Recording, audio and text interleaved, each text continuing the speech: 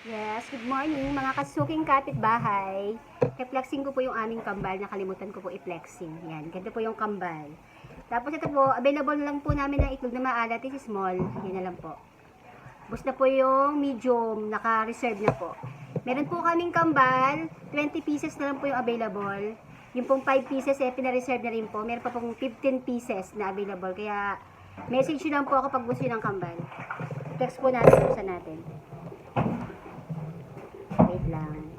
Ang kambal po ng mga itlog ha, seasonal lang po yan. Hindi po yan araw-araw. Nangingitlog yung mga ano.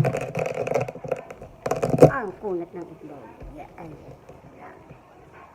Yan. Tapos muna binuksan ko una. Sunod yung kambal. Ayan. Okay. Yes. Oh, iba matika sila. Ayan. Ganyan po yung mga kambal. Yan, naglalangis po yung ate. Oy, naku, Ming naman talaga umextra ka pa. Tapos ka dyan. Talaga naman, patrastas muna tayo. Si Ming, matras pa. Ayan po. Ito po yung aming mga kambal na organic salted egg. 20 pesos po isa. Hindi po lahat ng aming mga kambal naglalangis Meron din pong hindi, moist lang. Tapos, ito po yung small. Yan po yung small. Yan. Yung aming pong small na organic salted egg, meron pong ganito, may naglalangis din po. Hindi po kasi natin mapipili lahat. Pero, naglalangis din po yung, mas marami po naglalangis kesa po sa parang moist lang. Ayan po. Small po yan.